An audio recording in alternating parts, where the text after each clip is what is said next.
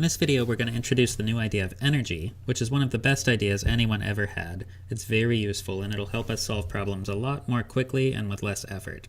So where did this idea of energy come from? Well, first of all, let's look at ways I can put quantities together.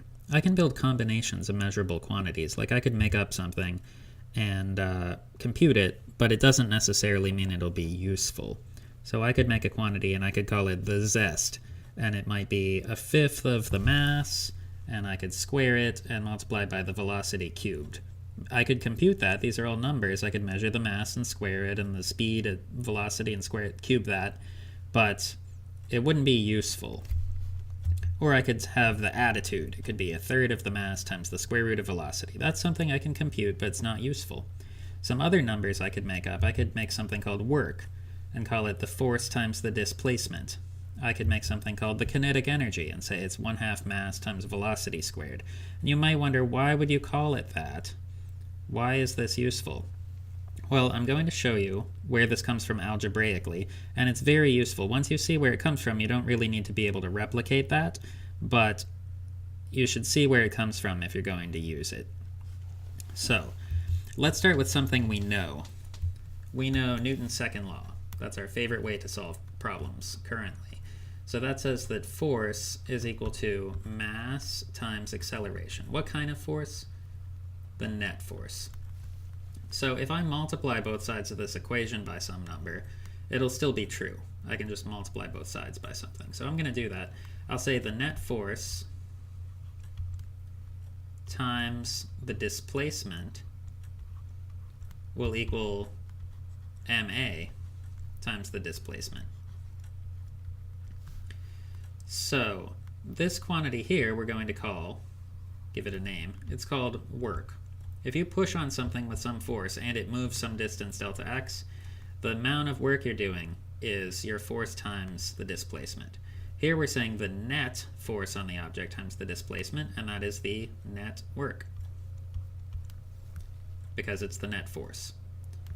What is this going to equal? Well, mass times acceleration. Now what is acceleration? It's the change in velocity over the change in time, how much time goes by. And what is the displacement? Well, I know that's the average speed times how much time goes by. So I see something nice happening here. I'm dividing by delta t and multiplying by delta t, so those can go away. So let's see what happens if we make this a little bit more explicit. I have the mass. What is the change in speed? That's v final minus v initial over delta t. Remember this here, this quantity is the acceleration. And we're multiplying by v average. Remember, if the acceleration is constant, v average is the final speed plus the initial speed over 2. That's just how I average two numbers in general. And then I need to multiply by delta t. In parentheses here, this thing is v average. So notice, like we said, the delta t's cancel, and that's good news because I've noticed when I'm doing this algebra and kinematic problems, this delta t, how long something takes, that's always the thing that's a pain for me. So I see a 1/2, I have a 2 in the denominator here. I'm going to pull that out. 1/2 m, and then what's v final minus v initial times v final plus v initial? You might know that when I have something a minus b times a plus b, I get a squared minus b squared, which is what we get here. We can apply our FOIL algorithm, if that's something you're learning. V final minus v initial, v final plus v initial. So if I multiply the first, I have v final times v final is v final squared. Then if I multiply my outer terms, I have plus v initial times v final. And then my inner terms, minus v initial times v final. So I have plus vf vi minus vf vi. So those cancel nicely. And then negative vi times vi is negative vi squared. So when I multiply this out, I'm getting 1/2 m times v final squared minus v initial squared. Now, that shows us something nice, I have force times delta x, which is my work, remember. What kind of force? My net force. That's going to equal 1/2 m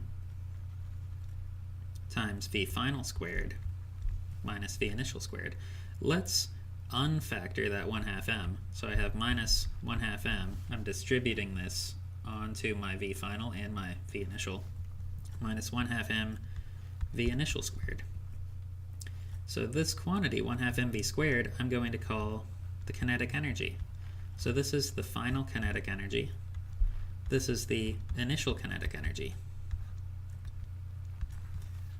So what this says is that the work, which we defined as force times displacement, is equal to the change in that kinetic energy.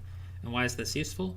We'll see that in an example in the next video, but it's useful because I have a quantity, a simple quantity I can compute. I don't care what happens in between, and I don't have to worry about time.